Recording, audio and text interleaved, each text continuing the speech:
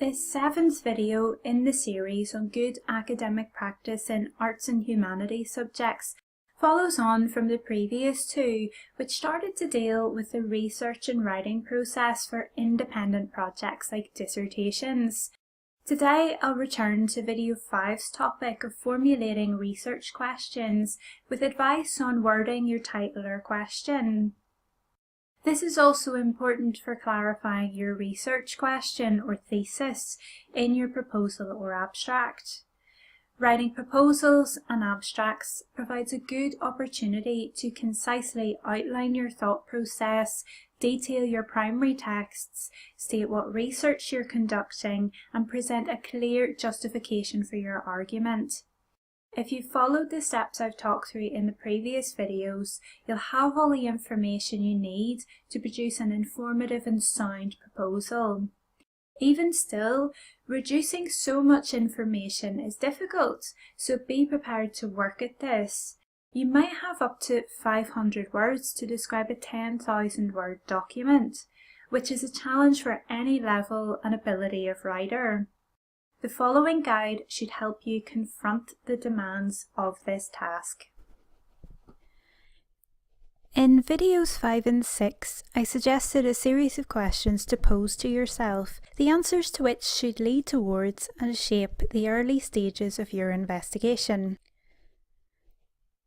They should cover the main areas of the contexts relevant to your study, your selected corpus of primary texts, descriptions of and reasoning for the theoretical approaches and methodology you're implementing, and speculation about your findings and their significance.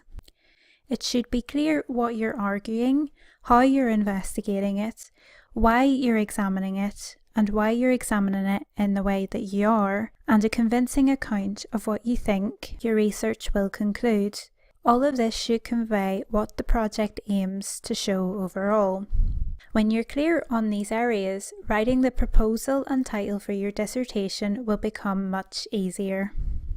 The process of outlining the hows and whys of your research is also useful in planning the structure in which it's presented, which is discussed in more detail in video 8 and provides the basis of content and structure for the proposal.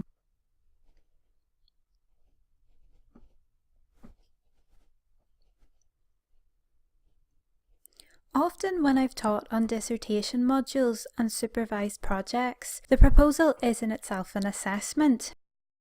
It is marked on both its ability to propose a research project and for the project's viability as academic research.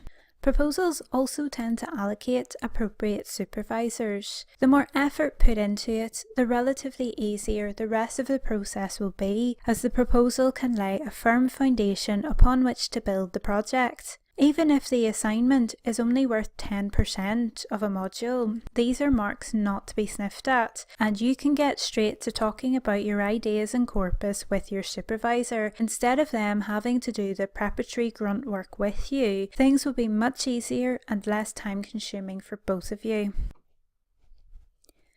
It's likely that proposals will be assessed in the same way as essays, the writing skills for which are covered in video 2. Important things to do are include a title or question, write in paragraphs, concisely outline the relevant contexts, articulate your research question, describe the corpus and the theoretical approaches or methodology being applied, offer speculation about the conclusion, include a bibliography, filmography, or a proposed full work cited, listing all the texts you intend to consult during your research.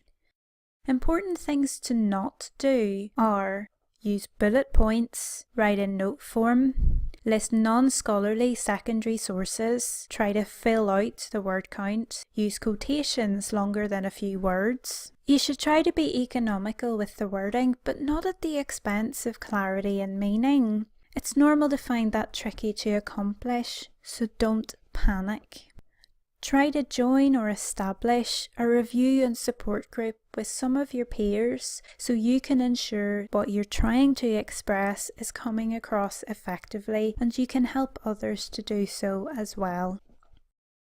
Although video 5 goes through steps towards formulating a research question, it only touches on possible wording for this, focusing instead on compiling the necessary ingredients. It's important to know what methodologies or theories you'll apply in your analysis, as this knowledge facilitates more precise, economic and informative wording of the question, and will make it easier to articulate more fully in the proposal. While there's nothing wrong with them, I tend to steer away from questions inviting a yes or no answer, as I think the wording needs to unambiguously invite broad and deep discussion.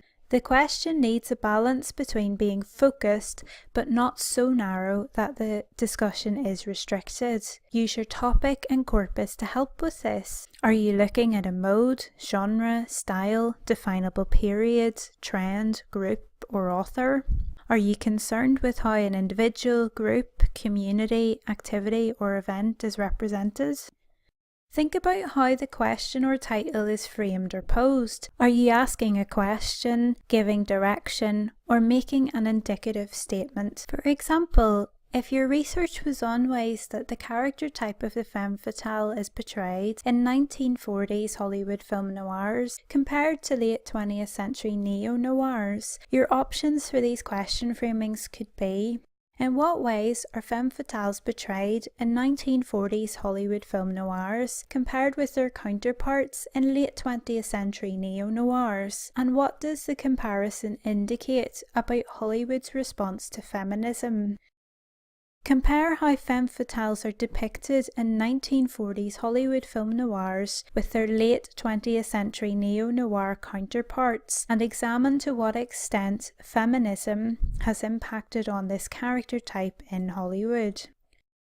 I am a total fucking bitch. Feminism, post-feminism and the Hollywood femme fatale. Each of these modes of questioning is at once informative and flawed. It may be the case that your institution or module leader preferred the topic to be worded as a question. Example 1 is to the point and poses a double-barreled question. It asks about ways that a certain character type may have changed in around 50 years of a genre made in particular contexts at certain times in certain places. The question presses further by asking what the comparison might indicate about the possible impact of an ideology that gathered traction throughout that time span, which invites scrutiny of what effect that ideology's post-phase or faction may also have had. One issue, though, is that to be succinct, the question presupposes some knowledge and uses terminology that begs explanation. The directional statement makes a similar presupposition, but is a bit looser in that it asks to what extent, instead of asserting that there has been an impact. The issue still ought to be explained in the outline of the research question in the proposal and in the dissertation's introductory section, which I'll deal with in the next video on structure and writing. The third option is perhaps more applicable to a publication in that it doesn't need to do the same precise work of summing up a research question, but does establish the main areas of the discussion. The title-subtitle structure also signifies a discussion of the impact of post-feminism in addition to feminism that the first two don't have space to do, but it is quite vague for a dissertation, and the quoted line, while meaningful and relevant giving its source from The Last Seduction, is perhaps too much of an unnecessary flourish for an assessed piece of analysis. Use your best judgment to choose which approach most efficiently and clearly gets the required information across. Look at past assignment questions and consider which are worded effectively. Think as well about the meanings of directions to examine, discuss, critically evaluate, assess, etc., and which would be appropriate for your study. Remember, you don't have to jam everything into the question, and it really shouldn't need to go over 3 lines. Try to include the most important information. If it helps, use what is most relevant from the who, what, where, when, why, how principle. Give a sense of the corpus, if not naming texts directly, and indicate what theory or methodology you're using. Finally, in case the term is new to you, abstracts are similar to proposals and often function as proposals when submitting an article idea to a scholarly journal for publication or proposing a conference presentation. You should see abstracts accompanying publications as you search for relevant supporting evidence for your research, as they tend to accompany published scholarship to provide an informative summary of the topic and shape of the discussion. Reading them whenever they are provided should give you sufficient sense of the relevance of the article to your work. Article abstracts are shorter than the usually 500-word dissertation proposals students tend to need to submit, certainly in UK undergraduate degree courses. For example, the abstract I wrote for my 90,000-word PhD thesis was 500 words, but the ones I've written for conferences and shorter publications have been around 200 to 300 words. It depends on the author and publication type and style, but abstracts printed with finished publications tend to outline what the text does rather than posit what it will do in the future. If you're working on a dissertation proposal, use your best judgment on what tone and tense feels right for the work. If you're well prepared and have thought it out carefully, I recommend trying to write with confidence about what your dissertation does and assert why it does it. If you're able to answer all the questions I've posed by now, then you are doing it, and writing in active, simple present tense will give you positive reinforcement. If you find this presentation interesting or useful, please share and subscribe to my YouTube channel, and thanks so much if you do. I provide these videos for free and they take a lot of time and work to prepare. If you'd like to contribute financially to the production, please donate via paypal.me/PEA Blair, or consider paying even just $1 a month on patreon.com/PEA Blair. Pledges of any amount on Patreon will enable access to transcriptions of my videos that include bibliographical references and links to further information. My Patreon page also links to my blog, publications and audio recordings. Any money received is hugely appreciated and goes towards sustaining and improving these educational resources, and will facilitate the development of a website I'm designing dedicated to wide, accessible, inclusive study of audiovisual cultures.